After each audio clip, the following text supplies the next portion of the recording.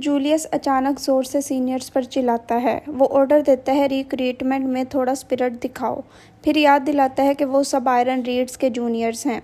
वो हंसता हुआ कहता है, अगर आज रात अच्छा खाना खाना है तो हर नए स्टूडेंट के मुंह पर आयरन मास्क लगाओ और उन्हें घसीट कर मेरे पास लेकर आओ। ऑर्डर मिलते ही सारे सीनियर्स एक साथ अटैक कर देते हैं। एक ही पल में कैफेटेरिया लंच हॉल से सीधा बैटलफील्ड बन जाता है। एक सीनियर सीधा स्मिथ पर स्वॉर्ड से वार करता है। स्मिथ मुश्किल से अटैक ब्लॉक करता है और तुरंत समझ आता है कि सिचुएशन बहुत बुरी है। उन सीनियर्स की आंखें बिल्कुल खाली और बेजान लग रही होती हैं। उधर नोलान दूसरे सीनियर की स्वॉर्ड रोक देता है। वो शांति से कहता है, ये लोग काफ़ी कैपेबल हैं, कम से कम सब 4th ग्रेड या उससे ऊपर के हैं। स्मिथ अंदर ही अंदर सोचता है कि उसे पता था कि एक दिन हाउस एम हायम से लड़ना पड़ेगा, लेकिन उसने कभी इमेजिन नहीं किया था कि वो फाइट कैफेटेरिया के अंदर लंच के टाइम शुरू होगी। सबसे बड़ी प्रॉब्लम ये थी कि पावर गैप बहुत ज़्यादा था। वो एस्टर की तरफ देखकर चिल्लाता है, बॉस अब क्या करें? ऐसे चलता रहा तो हम सब भी मास कलेक्शन के पार्ट बन जाएंगे। इस बीच एस्टर एक साथ 2 सीनियर से लड़ रहा होता है। सिर्फ एक स्वॉर्ड स्विंग में वो दोनों को हवा में उड़ा देता है। फिर भी वो चुप रहता है। स्मिथ उस आसपास घूमती हुई लाल माना देखकर हैरान हो जाता है। उधर की इंटेंसिटी तो बिल्कुल ही इंसेन है। तब एस्टर पहली बार बोलता है। वो जूलियस को देखकर पूछता है, तुम आखिर करना क्या चाहते हो? जूलियस बिल्कुल आराम से जवाब देता है, मैं तो सिर्फ अपनी गुडविल दिखा रहा हूँ। फिर वो कहता है, कमज़ोर लोग एस्टर के सहारे एग्ज़ाम पास कर गए और अब खुद को प्राउडली कैडेट्स कह रहे हैं। उसके मुताबिक अगर नीचे वाले लोगों की क्वालिटी गिर जाए तो ऊपर वाले लोग भी बुरे दिखने लगते हैं, और क्योंकि वो टॉप पर है वो ऐसा होने नहीं दे सकता। जूलियस एक आयरन मास्क उठाता है और कहता है, इसलिए मैं सबका एक साथ ख्याल रख रहा हूँ, एम हायम स्टाइल। एस्टर गुस्से में जवाब देता है, मैं ये नहीं पूछ रहा। फिर वो ज़ोर से चिल्लाता है, मेरी बहन के मुंह से वो घिनौना मास्क अभी के अभी उतारो। ये कहते ही एस्टर हवा में उछलता है। उसकी स्वॉर्ड ग्राम पहले से ही अटैक के लिए तैयार होती है, लेकिन अगले ही पल उसकी आंखें फैल जाती हैं। एल्फिन खुद उसका अटैक ब्लॉक कर देती है। एस्टर शौक में पूछता है, दीदी आप क्या कर रही हैं? जूलियस शांति से कहता है, एल्फिन अपनी मर्जी से मेरे साथ है, यकीन नहीं है तो उससे खुद पूछ लो। पास बैठी लिली हंस पड़ती है, भैया फिर से कितने मीन बन रहे हैं आप। एस्टर को अपनी माँ याद आती है, जो इतने दिनों से एल्फिन की कोई खबर ना मिलने की वजह से परेशान थी। अब उसे समझ आ जाता है कि असल वजह क्या थी, और बिना वक्त गवाए वो दोबारा अटैक करता है। स्वॉर्ड ग्राम में मैजिक भरकर वो चिल्लाता है, सिस्टर अब इन लोगों की बात सुनने की ज़रूरत नहीं, मैं अभी आपको यहाँ से ले जाऊँगा। लेकिन बात पूरी होने से पहले ही एल्फिन उस पर अटैक कर देती है। एस्टर तुरंत पीछे हट जाता है। इसी वक्त नोलान भी बाकी सीनियर्स को हरा देता है। सिर्फ एक स्विंग में वो सबको दूर उड़ा देता है। उसके बाद वो सीधा जूलियस की तरफ बढ़ता है। वो चिल्लाता है, अगर एस्टर तुम्हें नहीं गिराता तो मैं गिराऊंगा। स्वॉर्ड जूलियस की तरफ पॉइंट करके वो कहता है, तुम गुरियोन से भी कम इज्जत वाले इंसान हो। तुम्हारे जैसे आदमी को खुद नाइट कहते देखकर घिन आती है। अपनी स्वॉर्ड निकालो, आज हाउस नोलान की स्वॉर्डमैनशिप तुम्हारे जिस्म पर लिख दूंगा। इसी दौरान एक आयरन मास्क हवा में घूमता हुआ नीचे गिरता है। जूलियस सिर्फ एक हाथ से नोलान की स्वॉर्ड पकड़ लेता है। फिर शांति से पूछता है, क्या सिर्फ सबसे ज़्यादा स्वॉर्ड प्रैक्टिस कर लेने से कोई ग्रेट नाइट बन जाता है? नोलान एक पल के लिए चुप रह जाता है। जूलियस खुद ही जवाब देता है, गलत। अचानक नोलान की स्वॉर्ड पर आग भड़क उठती है। अगले ही सेकंड वो आग उसकी स्वॉर्ड से उसके हाथ तक पहुंच जाती है। नोलान शौक में महसूस करता है कि हीट अनबियरेबल है। जूलियस हंसते हुए कहता है, सबसे स्ट्रॉन्ग इंसान ही सबसे ग्रेट होता है, सिंपल। ये कहकर वो नोलान को एक जोर की किक मार देता है।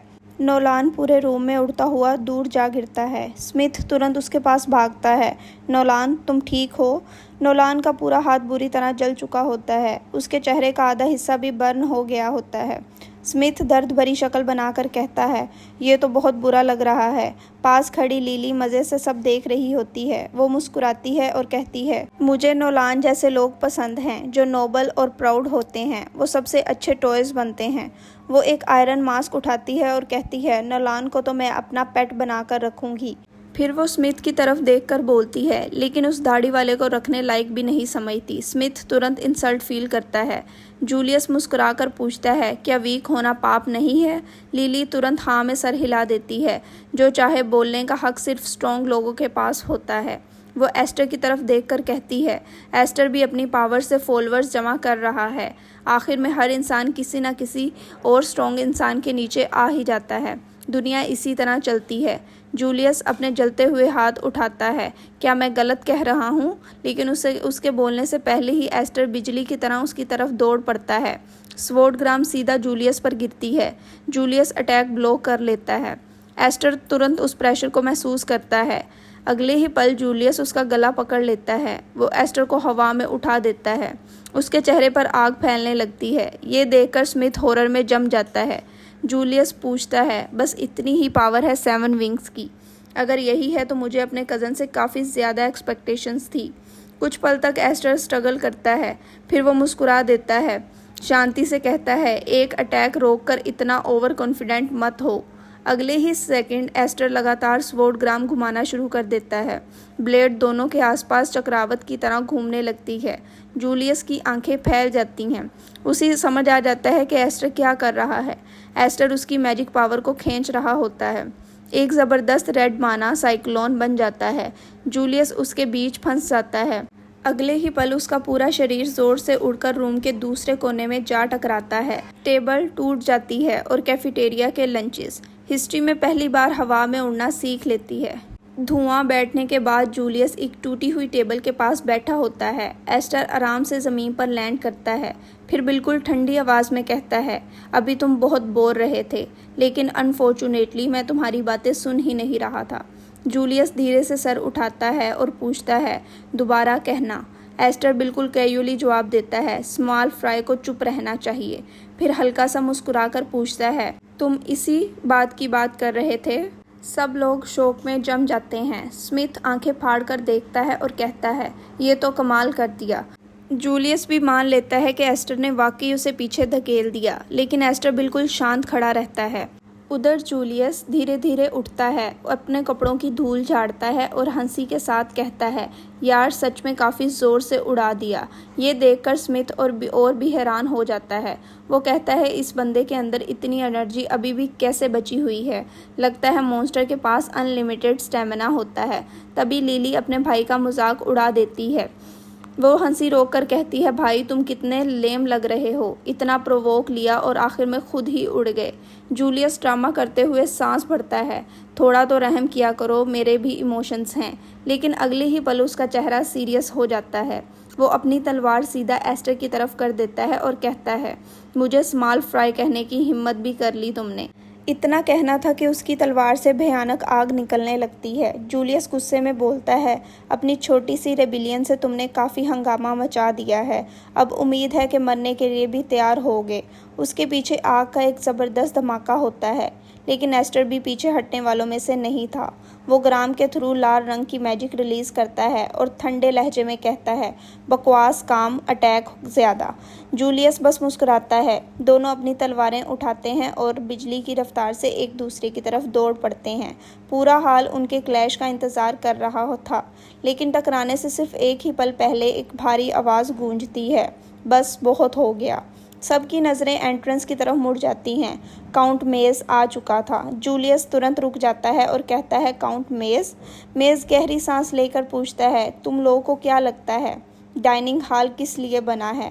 अगर इसे बैटलफील्ड बनाना ही है तो डायरेक्टर होने के नाते मुझे बीच में आना ही पड़ेगा। जूलियस उसे गुस्से में कहता है, बीच में मत पड़िए, आप 6 हेड के सिर्फ एक लैके हैं। लेकिन मेज बस मुस्कुराता है। वो आराम से जूलियस की जलती हुई तलवार को छूता है और कहता है, फर्स्ट ग्रेड का सबसे स्ट्रॉन्ग कैडेट अगर एक कमज़ोर ओपोनेंट के खिलाफ फुल पावर यूज़ करे तो अच्छा नहीं लगता। फ़िलहाल तलवार रख दो। जूलियस नाराज़ होकर सांस भरता है। पूरा मूड ही ख़राब कर दिया। फिर वो सबको ऑर्डर देता है, सब लोग वापस चलो, वेलकम पार्टी ख़त्म। एस्टर फ़ौरन कहता है, हमारी बात अभी ख़त्म नहीं हुई। लेकिन मेज़ उसके कंधे पर हाथ रख कर कहता है, इस बार मेरी इज्जत रख लो। इसी बीच एस्टर की नज़र एल्फिन पर पड़ती है। वो जूलियस के ग्रुप के साथ जा रही होती है। एस्टर उसे आवाज़ देता है। एल्फिन सिर्फ एक पल के लिए मुड़कर देखती है। दोनों की नज़रें मिलती हैं और फिर बिना एक लफ्ज़ कहे वो वापस मुड़कर चल पड़ती है। उसके जाते ही एक मास्क एस्टर के पैरों के पास गिर जाता है। एस्टर उस मास्क को देखकर रहता है और खामोशी से सिस्टर एल्फिन के बारे में सोचने लगता है। कुछ देर बाद एस्टर, स्मिथ और काउंट मेज बैठकर बात कर रहे होते हैं। स्मिथ गुस्से में बोलता है, जूलियस तो पूरा मॉन्स्टर है।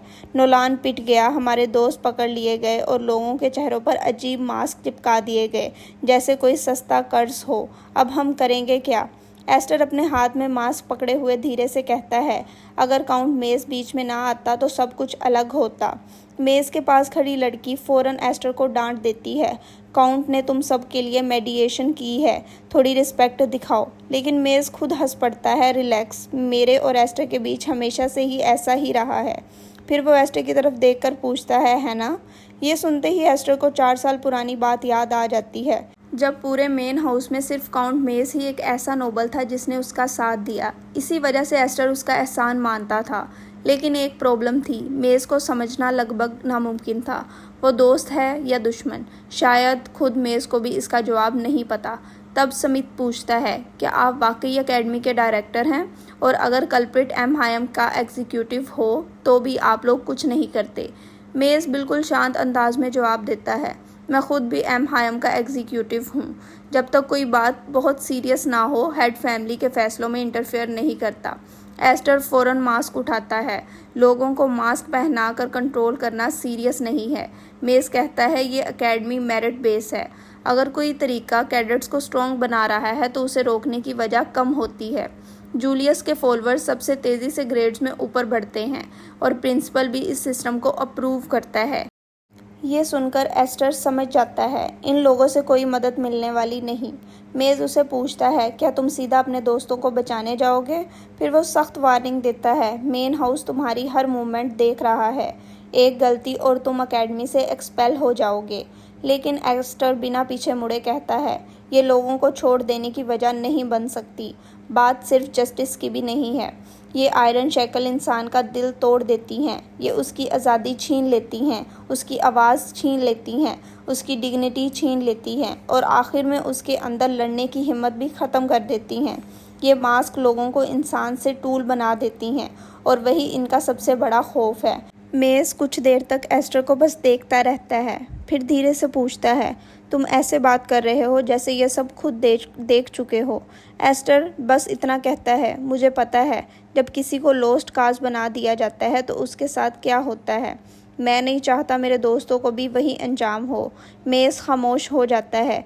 उसके दिमाग में एक अजीब सा ख्याल आता है, कहीं ये, लेकिन उससे पहले ही एस्टर मुस्कुराता है, फ़िक्र मत कीजिए, मेरा एक्सपेल होने का कोई इरादा नहीं। अगर बात शांति से सॉल्व हो सकती है तो उससे बेहतर कुछ नहीं। मेज पूछता है, तुम्हारे पास पहले से कोई प्लान है? एस्टर के चेहरे पे एक कॉन्फिडेंट स्माइल आ जाती है। प्लान? आप तो जानते ही हैं, मैं हमेशा एक ही तरीके से लड़ता हूँ। और एस्टर की वो मुस्कुराहट देखकर सिर्फ एक बात समझ आ रही थी, अब किसी न किसी का बहुत बुरा वक्त शुरू होने वाला है। 3 दिन बीत जाते हैं। स्मिथ और बाकी कैडेट्स लगातार ट्रेनिंग कर रहे होते हैं। स्मिथ बुरी तरह थक चुका होता है। गहरी सांस लेकर वो नोलान से पूछता है, तुम्हारी इंजरीज अब ठीक हो गई? नोलान बिल्कुल कैजुअली जवाब देता है, 4th ग्रेड का करिकुलम शुरू होने वाला है, आराम करने का टाइम ही नहीं, और वैसे भी ये सिर्फ छोटी मोटी स्क्रैचेस हैं। स्मिथ हंस कर कहता है, तुम्हें हारना वाकई बिल्कुल पसंद नहीं। फिर उसका चेहरा सीरियस हो जाता है, लेकिन असली टेंशन नोलान की नहीं, एस्टर की है। पता नहीं उसके दिमाग में अचानक क्या चल रहा है। इसी बीच एस्टर सीधा जूलियस के एरिया में पहुंच जाता है। उसके चेहरे पर आयरन शैकल मास्क लगा होता है। जूलियस उसे देखते ही आंखें सिकोड़ लेता है, काफ़ी हिम्मत है तुम्हारी दोबारा मेरे सामने आने की। डाइनिंग हॉल वाली बात में अभी तक नहीं भूला। तुम अचानक आ जाते हो और डील की बात करते हो। तुम खुद को समझते क्या हो? लेकिन एस्टर बिल्कुल शांत रहता है। वो धीरे से अपना मास्क उतारता है और कहता है, मैं अपनी बहन और अपने दोस्तों को वापस लेने आया हूँ। उनके बदले मैं खुद को दे सकता हूँ। मेरी सिर्फ एक कंडीशन है, सबको रिलीज़ कर दिया जाए। ये सुनते ही एल्फिन की आंखें फैल जाती हैं। उसके दिमाग में सिर्फ एक ही सवाल घूम रहा होता है, एस्टर आखिर करना क्या चाहता है? एस्टर आगे बढ़ता है। मेरी रेबिलियन की खबर ऑलरेडी मेन हाउस तक पहुंच चुकी है। एक सस्पेक्टेड रेबल को कॉलर पहना देना तुम्हारे लिए बुरा सौदा नहीं होना चाहिए। लिली जोर से हंस पड़ती है। तुम पागल हो गए हो क्या? खुद ही पेट बनना चाहते हो या फिर मैसोचिस्ट हो? लेकिन जूलियस उसकी बात इग्नोर कर देता है। वो एस्टर को घूरते हुए कहता है, तुम हाउस एम हायम के लिए कांटा हो। डायरेक्टर्स तुम्हें चेन में देखकर खुश होंगे, पर मैं तुम पर भरोसा नहीं करता। असली प्लान क्या है तुम्हारा? एस्टर सीधा जवाब देता है, कोई प्लान नहीं। ये मास्क मैजिक से लॉक है। सिर्फ तुम और तुम्हारे लोग ही इसे हटा सकते हो। तुम जब चाहो मुझे मार सकते हो। या फिर क्या तुम्हें अपनी ही पावर पर इतना कम भरोसा है? बस यही लाइन जूलियस की ईगो पर सीधा वार कर देती है। उसका गुस्सा फट पड़ता है। उसके जिस्म से फायर मैजिक बाहर निकलने लगती है। हाथ में पकड़ी वाइन बोतल सिर्फ उसकी हीट से पिघल जाती है। कुछ पल तक जूलियस बस एस्टर को घूरता रहता है। फिर वो कहता है, ठीक है, डील मंजूर है, लेकिन मेरी कंडीशन होंगी। पहले वो कहता है 7 दिन, फिर मुस्कुराता है, नहीं 10 दिन। 10 दिन बिना खाने के, 10 दिन बिना पीने के, और पूरे वक्त आयरन शैकल पहने रहोगे। अगर जिंदा बच गए तो तुम्हारे सारे दोस्त आज़ाद हो जाएंगे। ये सुनते ही एल्फिन के होश उड़ जाते हैं। उसे तुरंत समझ आ जाता है ये चैलेंज सरवाइव करना लगभग नामुमकिन है। उसके लिए तो एस्टर सीधा मौत से डील कर रहा था। लेकिन एस्टर बिना हिचकिचाए घुटनों पर बैठ जाता है और डील एक्सेप्ट कर लेता है। उसके दिमाग में पुरानी यादें चलने लगती हैं। एक वक्त था जब वो खुद हाउस एम हायम का एक टूल बनकर जी चुका था। वो आयरन शैकल का असली खौफ अच्छी तरह जानता था। उसको एल्फिन की याद आती है। वही एल्फिन जो हमेशा कम्पेटिटिव रहती थी, जो कभी किसी के सामने कमज़ोर नहीं पड़ती थी, जो दर्द में भी मुस्कुराती रहती थी, और आज वो जूलियस जैसे लोगों के सामने बोल भी नहीं पा रही। ये देखकर एस्टर के दिल में सिर्फ एक ही इरादा और मजबूत हो जाता है, मैं इन जंजीरों को तोड़ कर रहूँगा। तभी लिली उसके पीछे आ जाती है। वो मुस्कुराते हुए आयरन शैकल दोबारा उसके चेहरे पर लगा देती है और हंसी के साथ कहती है, हमारे पास बात करने के लिए बहुत टाइम होगा। उसके बाद ट्रेनिंग दोबारा शुरू हो जाती है। कैडेट्स लगातार दौड़ रहे होते हैं। ज़्यादातर की हालत इतनी ख़राब हो चुकी होती है कि वो रास्ते में ही गिरने लगते हैं। इंस्ट्रक्टर तुरंत चीखता है, किसने परमिशन दी रेस्ट करने की? गुरियोन भी ज़मीन पर सीधा लेटा होता है। आसमान की तरफ देखते हुए वो सोचता है, मेरी ज़िंदगी पनिशमेंट बनकर रह गई है। थोड़ी दूर स्मिथ और नोलान चल रहे होते हैं। स्मिथ कंप्लेन करता है, ये इंस्ट्रक्टर तो पूरा डेमन है, शैकल्स पहने हुए कैडेट्स को भी नहीं छोड़ता। ऐसे चलता रहा तो प्रिजनर्स एस्टर के रेस्क्यू करने से पहले ही मर जाएगी। नोलान गुरियोन की तरफ देखकर बस इतना कहता है, कम से कम एक आदमी के लिए इसे कर्मा ज़रूर कहा जा सकता है। कुछ और दिन बीत जाते हैं। स्मिथ नोटिस करता है कि एस्टर अभी भी बिल्कुल नॉर्मल लग रहा है। वो हैरान होकर कहता है, इसको क्या हो गया है? क्या 7 विंग्स के साथ मॉन्स्टर वाली स्टेमिना भी मिलती है? नोलान शांत लहजे में जवाब देता है, इंसान बिना खाए और बिना पिए 3 या 4 दिन निकाल सकता है, ज़्यादा से ज़्यादा 1 हफ्ता। वो भी तब जब बिल्कुल हिले ना। लेकिन एस्टर को लगातार ट्रेनिंग कर रहा है। लॉजिक के हिसाब से उसकी लिमिट कब की ख़त्म हो चुकी होनी चाहिए, फिर भी वो अभी तक खड़ा है। फिर नोलान एक अफवाह का जिक्र करता है, क्या तुम्हें वो र्यूमर सुना है? कहते हैं कि हाउस एम हायम के पास आने से पहले एस्टर बचपन में अकेला ही किलोमीटर तक बर्फ़ से धक्का पहाड़ पर क्रॉल करता रहा था। स्मिथ की आंखें खुल जाती हैं। सच में? नोलान कंधा उठाकर कहता है, अगर ये कहानी सच है तो उसकी सर्वाइवल एबिलिटी पागलपन की हद तक स्ट्रॉन्ग है। वैसे मुझे तो ये किसी बेड टाइम स्टोरी जैसी लगती है। उस रात सारे एग्जामिनीज पैलेस के अंदर ज़मीन पर बिखरे पड़े होते हैं। सब इतने थक चुके होते हैं जैसे फ्लोर के साथ शांति का एग्रीमेंट साइन कर रहे हों। तभी लिली 2 गार्ड्स के साथ अंदर आती है। वो मुस्कुराते हुए कहती है, चलो रैट्स, फीडिंग टाइम। एक स्नैप के साथ बॉयज़ के आयरन शैकल खोल दिए जाते हैं।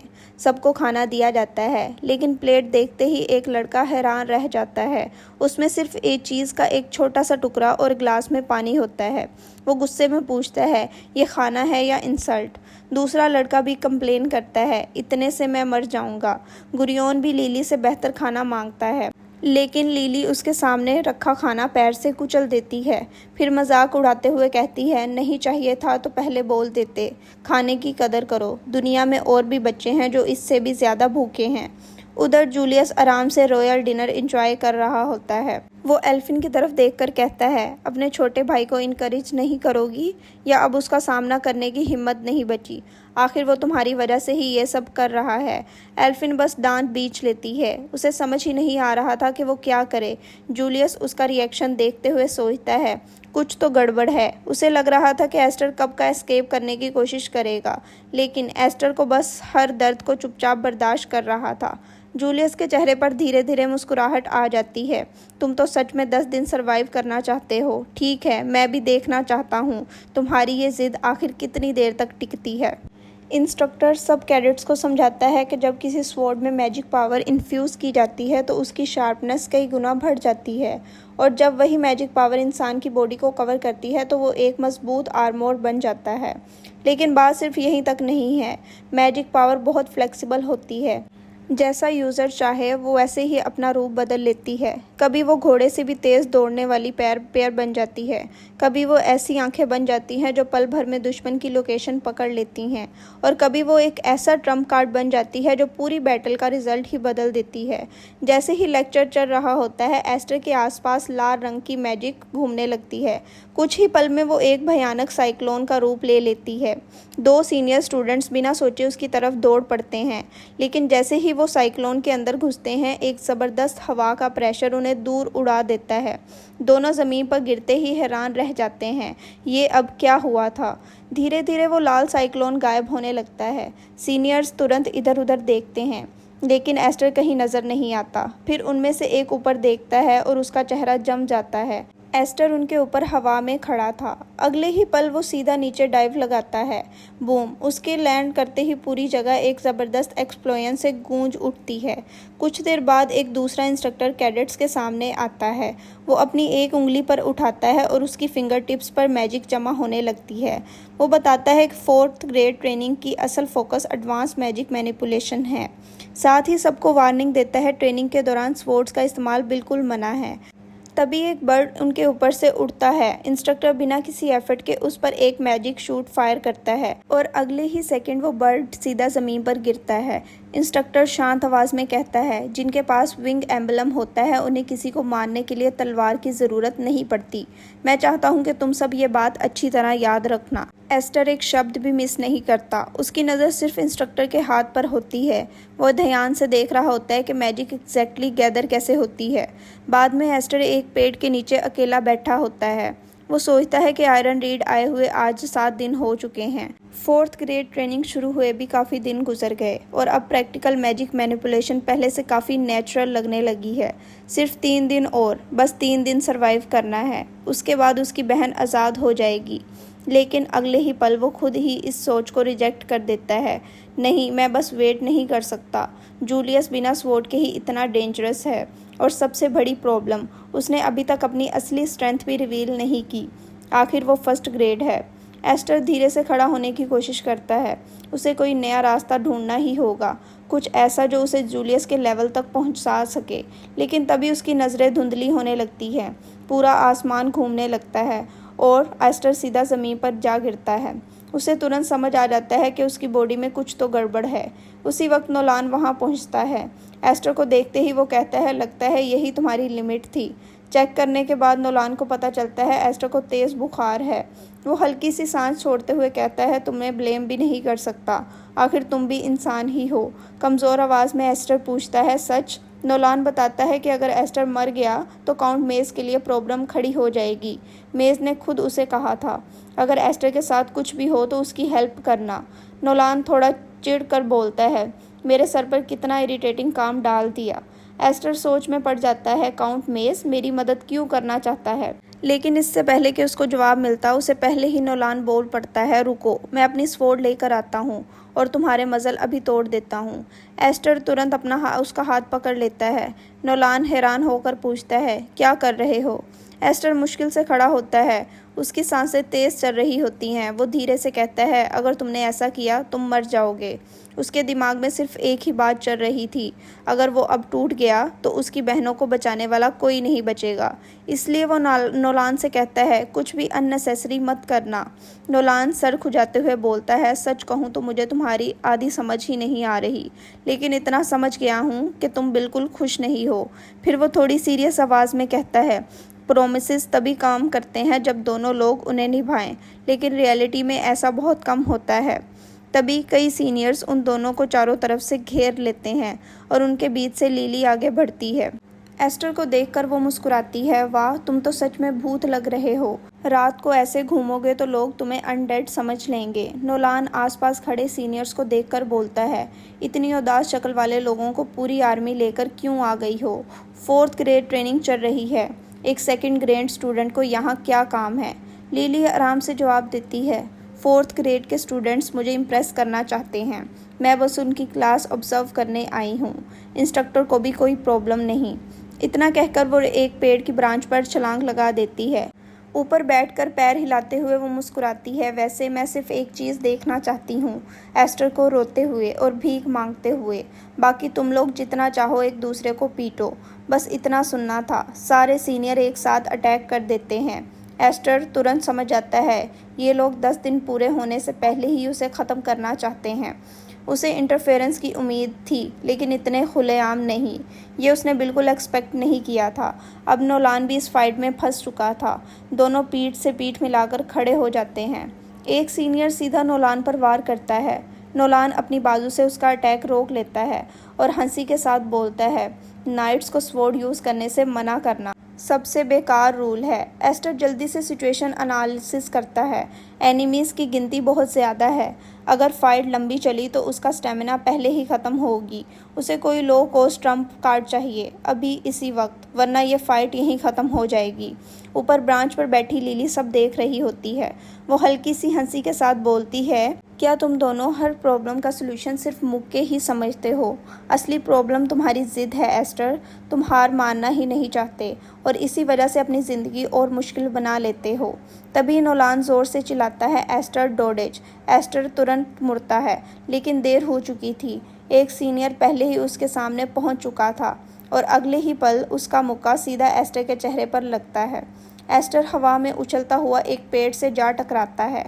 उसके मुंह से खून निकल पड़ता है और पूरा पेड़ बीच से टूट जाता है।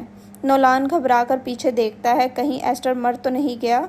लिली तुरंत चिल्लाती है, अभी मत मारना, बस इतना पीटो कि जिंदा रहे। एक सीनियर एस्टर के बाल पकड़कर उसे उठा लेता है और तभी सब कुछ बदल जाता है। एस्टर धीरे से अपनी आंखें खोलता है। उसके दिमाग में एक बिजली सी चमकती है। समझ गया, आखिर मुझे समझ आ गया। अगले ही सेकंड उसके पूरे शरीर से लाल मैजिक फूट कर बाहर निकलता है। जो सीनियर उसे पकड़े हुए होते हैं वो दर्द से ज़ोर से चीखते हैं।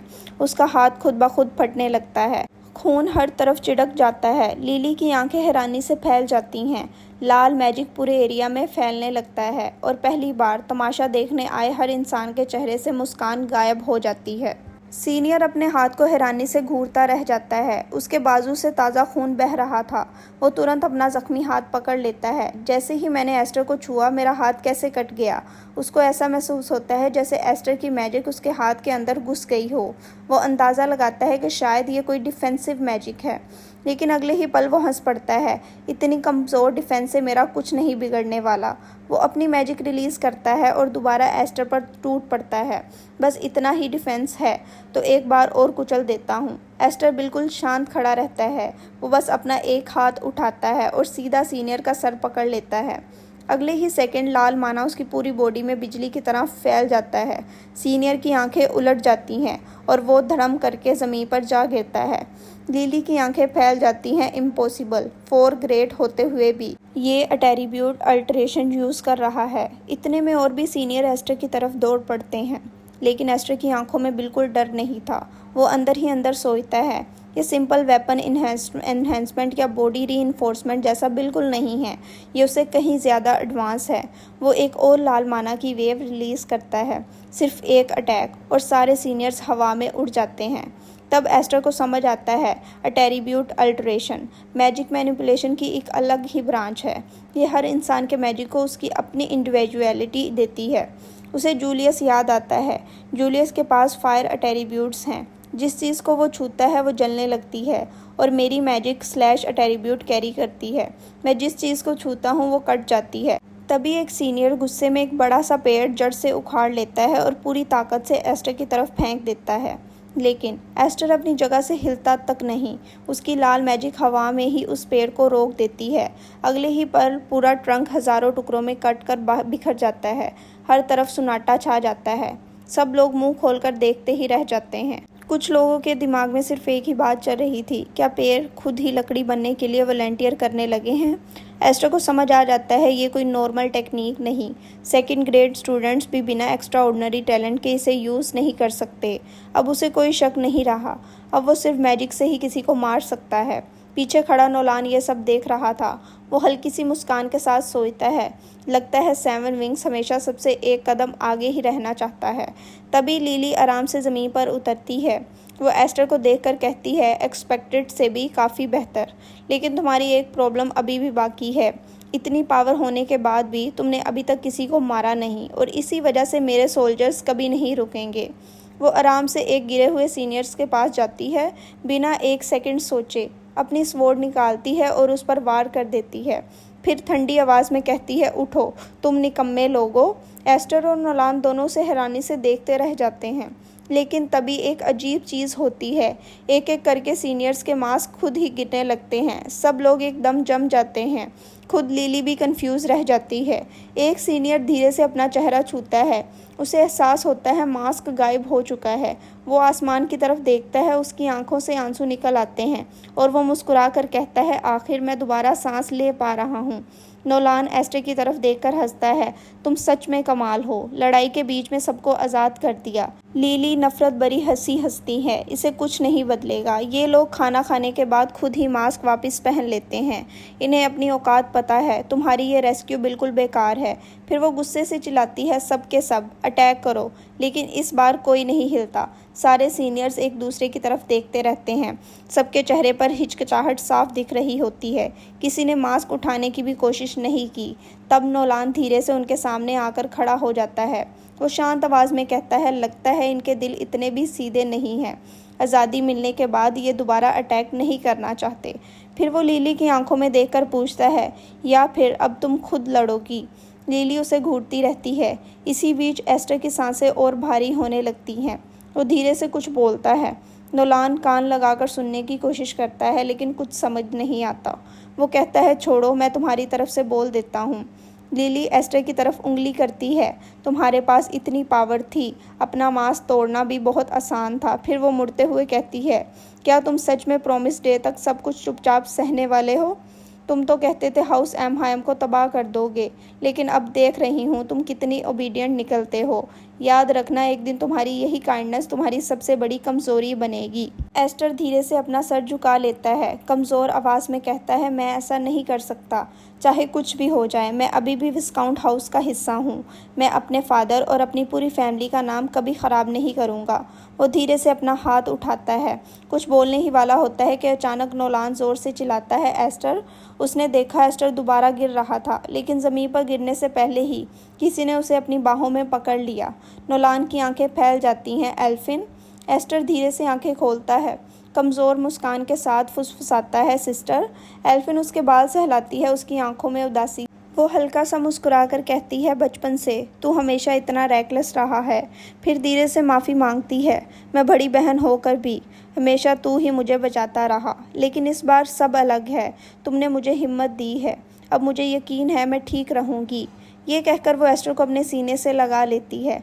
कुछ देर बाद एस्टर की आंखें खुलती हैं। वो खिड़की के पास रखे बेड पर लेटा हुआ था। वो झटके से उठ बैठता है, सिस्टर। वो घबरा कर अपने पूरे कमरे में देखने लगता है, लेकिन कमरा बिल्कुल खाली था। उसके दिमाग में एक ही सवाल घूमता है, क्या मैंने एल्फिन को सिर्फ सपने में देखा था? वो बेड से नीचे उतरता है, तभी उसकी नज़र पास रखे एक कागज़ पर पड़ती है। वो उसे उठाकर पढ़ना शुरू करता है। जैसे जैसे उसकी नज़र उस कागज़ पर चलती है, उसकी आंखें धीरे धीरे फैलने लगती हैं। वो चुपचाप पूरे कमरे को देखने लगता है और उसके दिमाग में सिर्फ एक ही ख्याल गूंजता रहता है, सिस्टर डोंट टेल मी।